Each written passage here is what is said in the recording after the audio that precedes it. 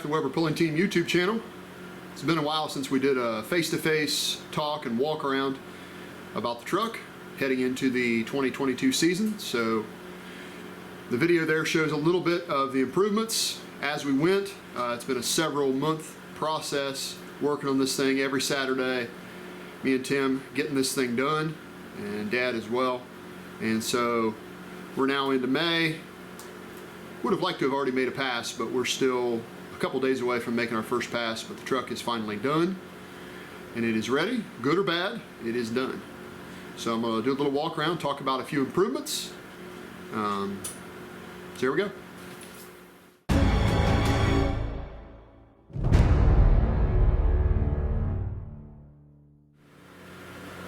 So I guess we'll start at the front. Made some changes this year to our weight box.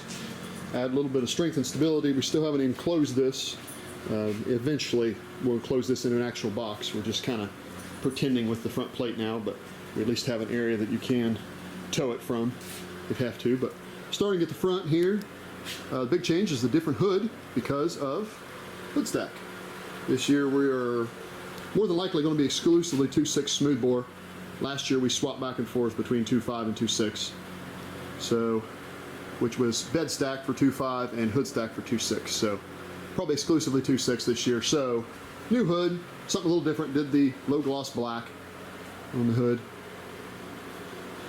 Anyway, we got some new sponsors this year. So giving them a little shout out. Always thankful for sponsorships. Said a few of these are new this year, and a few of them we've had for a while. Other changes, we had to, of course, get the bed stack hole patch. If you followed along before, you know we had trouble with the Trux's tires spinning on the real wheels and other wheels as well. So we sent these off to Real Wheels, these wheels, and had the bead locks. Had the outside, they actually cut the outside of the rim and then put these bead locks on, 32 of these. So hopefully now we'll be able to run Trux's tires without issues. We'll see. We had a lot of tire issues last year. So that's new. Kind of cool looking. Kind of tough. And let's see. I think the inside, pretty much the same. I don't think we really made any real changes inside. Let's go into the hood and show the rest of that.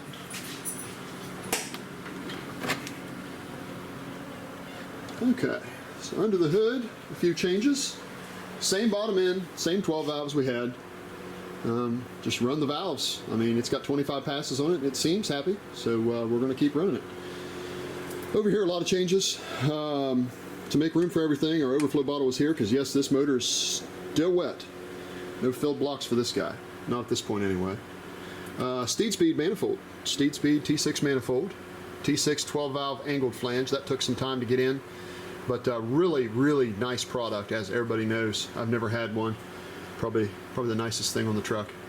And then, yeah, we're just pretty simple with our blast gate and our power-driven air filter. Yeah, I know, we run an air filter. But that's to protect this. The new turbo setup for the year. This isn't brand new, but I got it just barely used. Our 2.6 smoothbore turbo.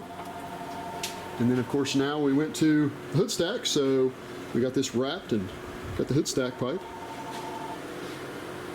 and the Grand Rock hood stack kit. Did a little cleanup under the hood of the wiring. You know, it looks a little simpler. It's a cable that goes around the block, which you got to have. But everything actually fits, believe it or not. You know, this truck, because street truck, it still has an alternator, and so trying to make all this stuff fit is tricky, but it does. It all fits, nothing even touches. Yep, still got boots. Not the nice flanges. So on this side, we've got a few improvements. We got rid of the factory brake booster. Used this little Willwood because all we have is front brakes. Frees up about 20 pounds and a lot of space, as opposed to having that big factory brake booster. It comes clear out here and gets in the way of everything. So that's pretty neat. And it's got brakes. It doesn't need great brakes, but it's got decent, as good as it did. And the nice thing, we created lots of room because here's the big addition. You've heard it in the video, the ag governor. So having room to adjust the fuel is going to be really nice this year. Had to come up with a throttle setup. There's probably not a lot of people running a ag governor foot throttle factory head 12 valve out there. Everything is tight. All the linkages has to be custom made. Bracket coming off of the lift pump block off plate. This little bracket that comes up here, you've seen in the videos, and attaches to the throttle cable, which then loops around, comes up and attaches to this plate and goes in. So yeah, pretty clean setup. Put fresh gears in it, front and rear. So a lot of little things, took a lot of time, a lot of fabrication things. Took time, but we got it done. So we are excited about pulling season in 2022. Hope everybody liked the video. Stay tuned, because the next thing you should see on Weber Pulling Team's YouTube channel is truck pulls.